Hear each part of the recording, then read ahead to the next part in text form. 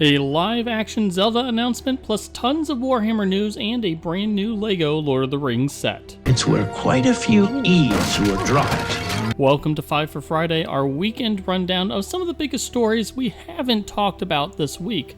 Today we're talking about the live-action Zelda movie, all the Adepticon Warhammer news, and a brand new LEGO Lord of the Rings set.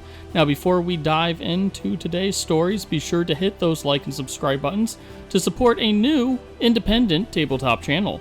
Now, on to the news. Earlier this week, Nintendo announced that it was launching a new Nintendo News app called Nintendo Today. The app launched with a doozy of an announcement. The live-action Zelda movie will be released on March 26, 2027. Now, in order to pull off this 2-year time frame, Sony Pictures will need to start moving on casting. Wes Ball, the director of the Maze Runner movies, is the director of the film, although we have no other details about the script or anything like that yet.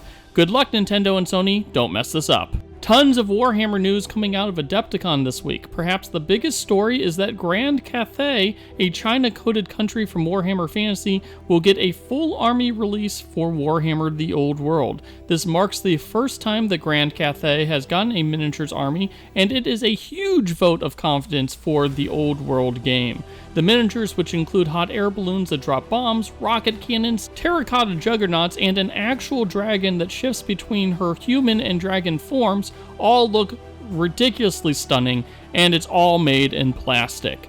The line is almost enough to get us to jump into the old world once again, because this is some of Games Workshop's finest work in quite some time. The other major announcement is that the Space Wolves are getting a line refresh later this year for Warhammer 40k. The Space Wolves are a Viking-coded group of Space Marines complete with their own wolves, and the new line contains those gnarly-looking wolves along with some even cooler-looking wolfskin-wearing Space Marines. What they've shown off so far is stunning, and we know that there will be more characters coming out later, and it makes the Space Wolves look a lot more original than some slightly different variants of Space Marines. The Space Wolves are coming back just in time for a campaign book detailing a new battle in Armageddon, with the Black Templars, Grey Knights, and Salamanders also getting new codexes soon. A Starcraft game is coming, but it's not Starcraft 3. Archon Studio has announced it's making a Starcraft tabletop miniatures game due out in 2026. Now, we have no details about anything in terms of this game, other than it will let you play as one of StarCraft's 3 main factions. But, again, we don't know if this is an RTS type game or just your standard miniature skirmish game. StarCraft board games are also in development for 2027.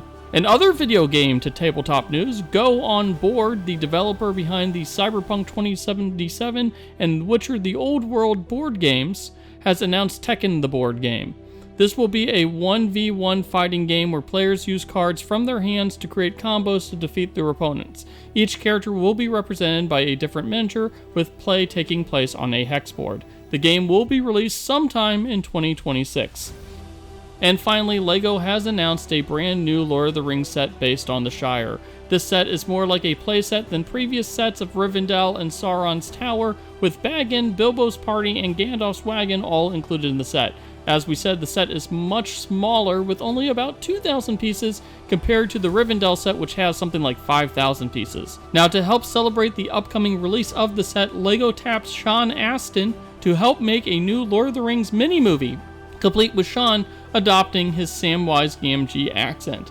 Stories that meant something, even if you're too small to understand why.